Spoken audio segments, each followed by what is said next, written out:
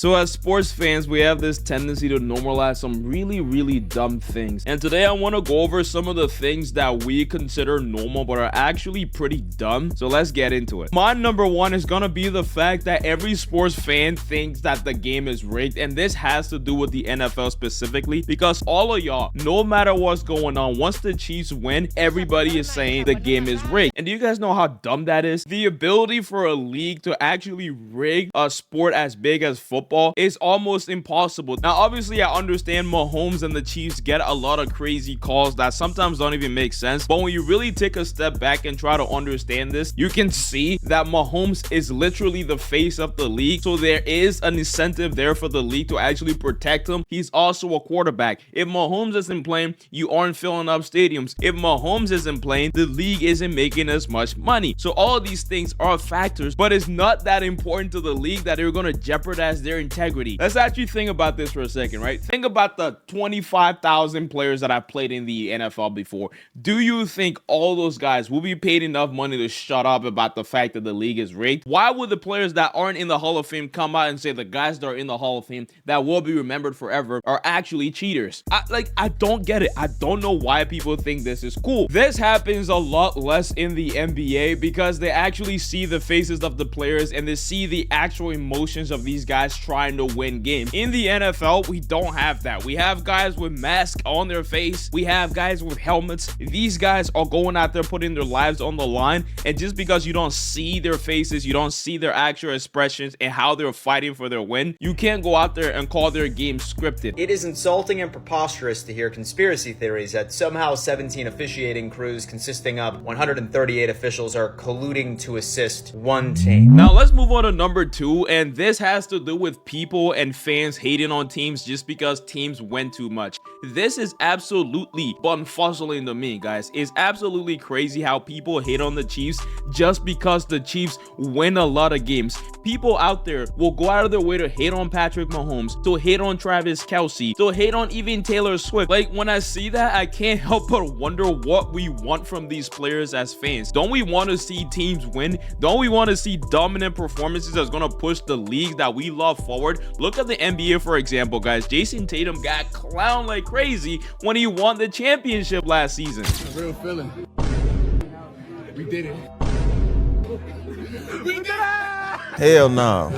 No. Like, the sheer amount of memes that was coming this man way just because of the way he chose to celebrate the championships. He looked up to guys that won championship from before, but because he celebrated like them, everybody called Jason Tatum the boringest champion alive. Jason Tatum doesn't have the cachet and the personality and the aura. For some reason, they don't like Jason Tatum. They don't like the Boston Celtics because this team wins, because these guys are good at their sport, because these guys know how to win. I despise Celtics games. What? I am so not looking forward to a Celtics final. Oh, I know why. Because they're boring. Goodbye.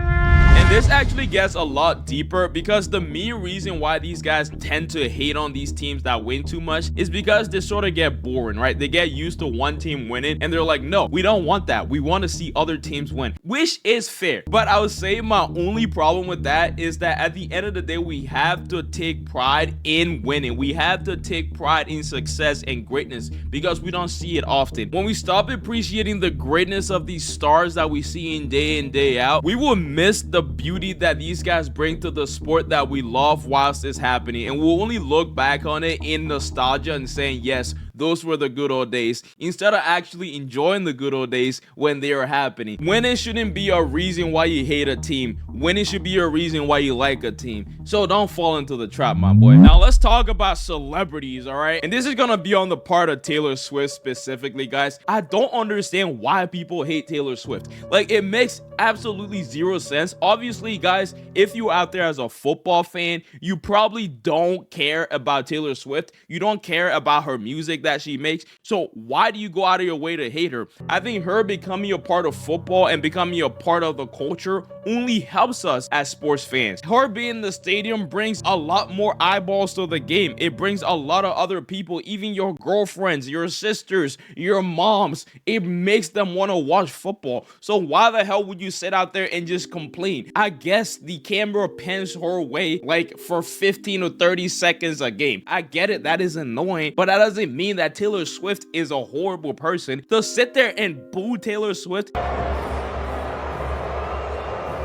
it's just so dumb. Why are they booing Taylor Swift? I actually felt bad, all right? Like, I was one of those people that would have loved the Chiefs to get a three-peat, so I'm a little biased, but I don't see a point in booing Taylor Swift or hating the celebrities from wanting to be a part of the game that you love and the game that is growing, that's getting more and more people interested into it. They showed her on the Jumbotron and she got booed. I don't get it. I don't get why she was getting hate there. I didn't like that either. Yeah, she's just there supporting her significant other, and she's made the game bigger. Now, for number 4, I want to talk about fans who side with billionaires over their players. Now, this is something I want us first to understand. Every sport league have a way of paying players, and the people that profit the most from the sport that you watch are the owners, the billionaires, the shareholders in these sport companies. But when these players, the ones that are actually doing the job on the field, need to be paid their desired amount, fans always go and say, "Oh my god, this guy is a fraud. He doesn't care about the team." This is something that we see especially in the NFL all the time. Teams always want players to take the discount and the billionaires to get the money. Guys,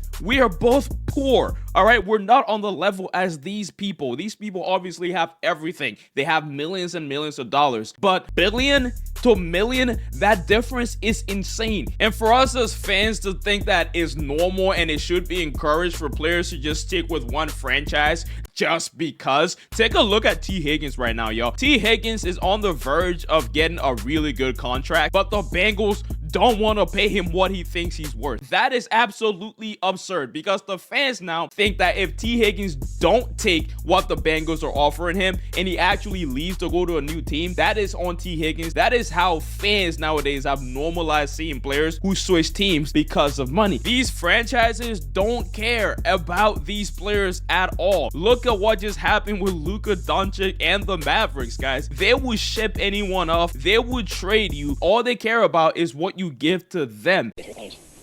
This one is the most interesting one to me, and it's very dear to my heart. This has to do with the Pro Bowl and the All-Star games in the NBA, because the NFL Pro Bowl has lost so much aura over the years, guys. Like, it's absolutely insane. Like, I don't even see that weekend of football as football anymore. It's literally just media nonsense and players being there because they have to be there. They have to do something, especially on the NFL Pro Bowl, to make it interesting. It's not like we have the dunk contest when it comes to the NFL Pro Bowl, right? It's not like we have really cool skill games. I'm not talking about Joe Burrow throwing at targets while standing still. The NFL, when it comes to skill games, isn't really cool. So the actual Pro Bowl game should be the one that they invest in. But from what we're seeing with the flag football thing that they're doing right now, it is not it. It's gotten to a point where fans in the NFL have normalized this idea that the Pro Bowl is just bad and it'll always be bad. And which I get, guys. I would just like to add my own solution to this. Why not in the Pro Bowl and even in the NBA All-Star game, why not have international players go against American players? I think that would be pretty cool. That would work extremely well in the NBA right now. If you have players that are international going all against players that are Americans, I would watch that. The fact that it's normal for us as fans to just not care about the so-called All-Star games, the weekends where you see the best players play the best players, the fact that we're not excited about that anymore sucks. Comment your thoughts in the session and touch the button to like. Subscribe. Bye. Mwah. Love y'all.